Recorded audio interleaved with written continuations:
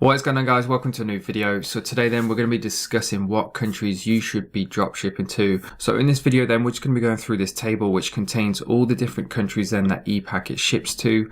It contains the average e-commerce conversion rate, and we're going to be getting into where these numbers have come from as well, by the way, and their English proficiency score as well, which is basically a universal test that each country does, and it tells you how good they are essentially at doing things in English like reading and writing. But before we get into the video then, as always, I am going to wait a free one-to-one call on this video. If you want to enter the raffle then, that will be announced tomorrow. All you've got to do is like the video and leave a comment down below. And if you commented on my previous video, make sure you stay tuned to the end of this one where the winner will be announced. So that being said, guys, let's get straight into the video. And as you can see, I've spent a lot of time putting this table together. And there was quite a few shocking things actually for myself.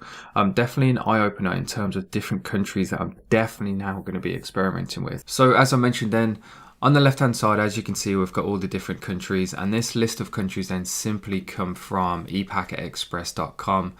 This is kind of like ePacket's official website, so any kind of information regarding ePacket, this is where I tend to come because it's coming from an official source. All I've done then is copy and pasted this list here, but I've taken away kind of like the traffic that is kind of that you would call low value traffic, or traffic that just doesn't convert. So places like Israel, Indonesia, anywhere in a Kazakhstan, anywhere in a trial run, or just that typically is poor traffic that isn't going to convert, I've removed from this list. And then in terms of conversion rates, I've used this study conducted by Oblo. Oblo, by the way, is a great place to get information. They've got an awesome blog with some really interesting posts, because they're in the thick of it. They're involved in dropshipping. They're essentially the connection between AliExpress and Shopify. So they've got so much data going through their app. So when it comes to studies and things like this, it's a great place to essentially start your research. So this one particular study they did, it was just one particular store that had 2.5 million visitors, and it was a clothing and apparel or accessory store. So just consider that in mind. All these numbers, by the way, are kind of like a rough guesstimate, if you like. When it comes to doing research, you need to take like a bigger picture of everything, which is what we're going to go through in this video. So as you can see then, they've been kind enough to list out all the different e-commerce conversion rates. And these are the numbers then that are essentially in this table. Now, not all of the countries, are in this study. So I had to do my own research just to fill in the gaps. But essentially, you get the idea. You can see on average then the traffic that come from the particular country, how much it would convert wise in a percentage. So for example, then Australia, for every 100 visitors, you would get 4.17 orders. Now, the next column, which is very important, is the English proficiency score, because we don't want to be assuming you're watching this in English and you are English and you're advertising in English and your store is in English. Then obviously you only want to be advertising to people who speak the English language as well.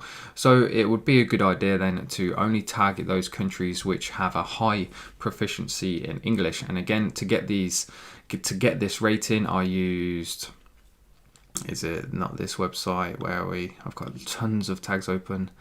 It was this website here. So it's kind of like the official EPI rating. And as you can see, it kind of gives every country its own category, whether it's very high, moderate, low, very low. So this is where I got it from. And by the way, these actually break down into different scores as well. So you can see the number one country was Sweden, which has a EPI score of 70.72. And in terms of all the countries that don't have English as a native speaking language, then Sweden scored the best. So what I've done then on this table is simply just highlighted the best of the bunch essentially. So all the ones in green then essentially have a conversion rate over 3%, and they have a very high proficiency score, which is kind of like the two key points that we want, the two key factors when choosing a country. And this is what was quite shocking to me, in fact, because there's countries on this list in green that I never even considered. So Australia, I do sell to Australia, so that was kind of obvious. In terms of the conversion rate, it was one of the highest as well, which I didn't think would be the case. But also you've got Canada, which we talk about a lot, but then you've got Denmark and Finland, which have a really high proficiency, which again, I didn't know, which I found quite interesting. But then look at the conversion rate as well, 4.67%. I think that's even the best on the list. So this table is a great place to start your research, or just the idea of this video then is just to kind of spark ideas and get you thinking kind of outside the box. Instead of just sticking to the UK, the US, Canada, then think of these European countries that have like 7, 8, 9, 10 out of people that actually speak English quite well, and therefore would be interested in your product. You only have to kind of do your research around YouTube, and you'll see that not many people are talking about these kind of countries, and therefore there's not going to be a lot of people advertising in this country. So this potentially like a little gold mine that you can kind of capture that market and be like the majority marketer within that country, if that makes sense. So you've also got Finland as well. Again, a good conversion rate, very high proficiency. You've got Ireland and you've got Norway. And just to kind of illustrate my point, if we have a look at the UK and US, you can see the US converts pretty decent. The UK is actually very low, and then obviously they're high English proficiency. So assuming this table is accurate, if you took your product, now obviously it's going to vary by niche, if you took your product and took it to any one of these countries, then your conversion rate should increase and you should make more money. However, it's not obviously that straightforward, and I'm going to tell you why now. In fact, just a quick note then before we get into that, I've highlighted the best of the bunch in green. That doesn't mean you only have to focus on the ones in green. Like places like Belgium, pretty much anywhere that has a high English proficiency score is definitely worth experimenting and testing with.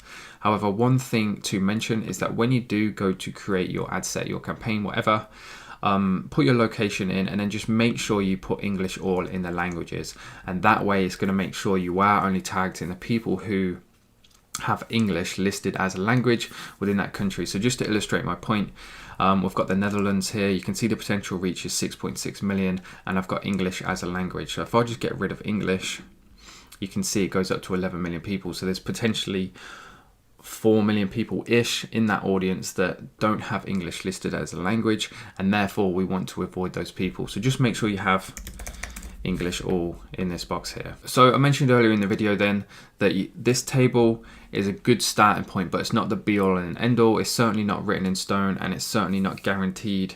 Like just because the conversion rates are high for Denmark, it doesn't mean that is 100% going to convert more than other countries. You need to take everything else into comparison. So just some numbers to kind of think about. Where are we? So this website here. So who spends the most online? Number one thing I want to show you, in fact, that by 2021, e-commerce sales are estimated to rise to 4.5 trillion. So the market is very healthy. More and more people are spending money online. So anyone who says that things like e-com is dying off or Shopify is dying off, I just don't think that's the case. If anything, it's just going to get more and more stronger, and people are just going to start buying more and more things online. Like people didn't used to buy their shopping online like food, but now they do. Amazon have obviously in the last few years started doing Amazon Pantry where you can buy food. So I'm kind of going off topic here, but yeah, e-commerce is definitely not dying off. So you're definitely not going into a business, into a market that is shrinking, it's only growing. So the point of showing you this website then was this, who spends the most online? So this is the e-commerce spend per capita.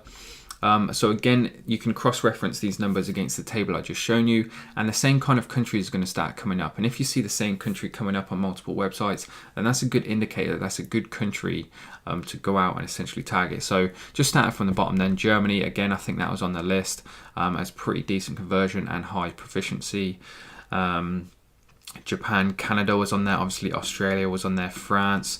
I don't think France was in green, but 2.66, that's still pretty decent. It's above average combining all of these countries, but in fact it only has a moderate proficiency actually, so in fact I would stay away from that. But then you've got the US and the UK, and this surprised me as well, because when I show you this next website, you'll see that even though the UK spend more per capita, by the way, that just means per person essentially, that the US still absolutely dominates the Shopify market. And just to show you then, again, back to Obolo, these guys have a first-hand involvement in these stats because obviously they're the ones that the orders are going through. And just look at this. I know it's a year old, 2 years old, but things aren't going to change that drastically between 2 years. And just look at the 2017 total orders. So that's not including the US. You can see that Great Britain is kind of like dominating it. So essentially, to pick a good country, you want one that's got high proficiency, a high conversion rate, but a low total orders, because then that shows you that it's a really kind of fluid country. That's not, no, liquidated, that's not the word either. I don't know what word I'm looking for, but basically it tells you that that country is going to convert really well. And if there's not a lot of orders in it, then that shows you there's not a lot of people taking advantage of that market. So just look here, Australia is obviously a good one, Canada, France, Denmark, that was on the list. Denmark would be a really good market to go into because it's a small percentage of the total orders, which tells us that not many people advertise into that country. But then we know that it's a high proficiency and we know it's really high converting as well. So Denmark is definitely a country myself will be experimenting in because I had no idea. I don't think Denmark even crossed my mind at all. And same with Italy and Netherlands as well. However, just to kind of illustrate how powerful the US is and how competitive it is compared to other countries, look at the 2017 total orders. The US just absolutely dominates every single other country. And just to kind of, as they say, let's splice it another way, this is the US versus the rest of the world. So if you can sell the current product you're selling and sell it profitably in the US, then you're gonna make just a killing in other countries as well. So definitely start scaling your business into other countries. All that being said, guys, I think I've just about covered everything I wanted to in the video. Hopefully I've given you the idea of what I'm trying to put across. If not, then please do leave a comment down below. I'll be happy to clear any kind of confusions up. Now, if you want to go one step further and you want to start advertising to countries in different languages that have high conversion rates but low proficiency, then a simple search of Translate in the Shopify App Store, and there's just multiple apps to choose. For example, then Weglot will transfer your store into multiple languages, so you can take advantage of that. But obviously make sure you have your Facebook ads translated as well. And that being said, then guys, that's going to wrap the video up. If you're still watching, hopefully you enjoyed it. If you did, all I ask then is please do leave a like on the video. And of course, if you want to be entered into that raffle to win the call with me, then make sure you leave a comment down below as well. And that being said, then guys, let's get into announcing the winner of the previous video. Here we are then, guys, on the previous video. Quite an important video actually, and it's had a good response. So if you haven't watched it yet, definitely go and check that one out. So I'm just going to take the URL, head over to the random comment picker. So the winners aren't picked then, it is 100% random. And let's see who the winner is going to be of this video then. So the winner then is Tom Coyle. Loving the daily videos, mate. Appreciate it. So thank you very much, Tom. Instagram, in fact, is definitely the best way to reach me. So DM me on Instagram. We can get that call arranged. And if you didn't win this time then, guys, unfortunate. Make sure you keep watching the videos. Make sure you keep commenting and liking. And if you don't want to wait then and you just want to book one straight away, there is a link down below in the video description. And that being said, then, guys, that's going to wrap up today's video. I hope you enjoyed it, and I'll see you in the next one.